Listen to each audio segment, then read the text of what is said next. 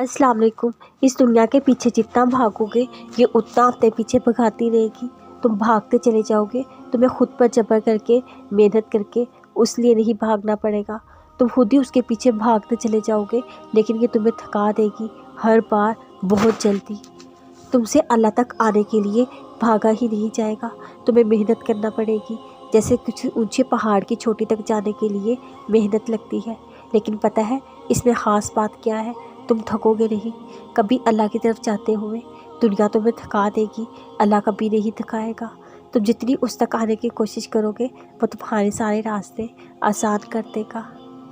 पता है अपनी मांगी गई दुआओं पे यकीन कैसे आता है। दुआ पर यकीन का मतलब आप जल्दबाज नहीं बन रहे, आप दुआ मांगने के बाद पुरसकून हो गए हैं।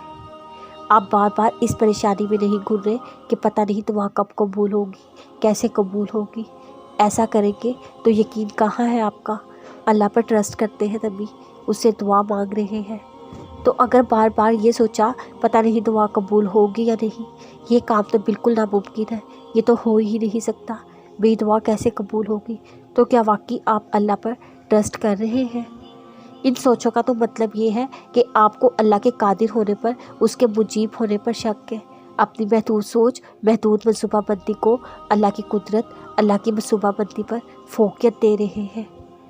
उस पर से ट्रस्ट हलाल, उसको नाराज़ कर दिया फिर दुआ कैसे कबूल होगी। अल्लाह तो आला है ना, इतना आला आप उसे देख नहीं सकते, सुन नहीं सकते, उस तक पहुंच नहीं सकते, लेकिन वो आप तक पहुंच सकता है। वो हर वक्त आपके साथ होता है। अगर वो इतना आला है, अपने छोटे छोटे तसव्वुरात में उसके अमूर को समोने की कोशिश क्यों नहीं कर रहे। वो आला हस्ती है, आला अमूर, आला तरीके से इंजाम देने पर कादिर है।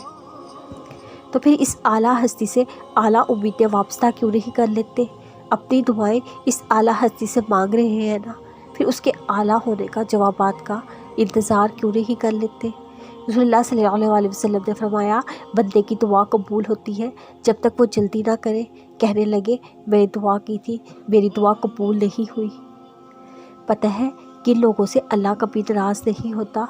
वो अपने किसी भी बंदे से कभी भी नाराज़ नहीं होता। जी बिल्कुल किसी से भी नहीं। जब उसके बंदे से कोई ख़ता होती है या गुनाह हो जाता है या उसका बंदा भटकने लगता है, उसे छोड़कर दुनिया के पीछे भागने लगता है, वो फिर भी उससे नाराज़ नहीं होता। पता है वो क्या करता है, वो अपने बंदे पर कोई मुसीबत भेजता है निशानी के तौर पर, मदद के तौर पर। कैसी निशानी, कैसी मदद।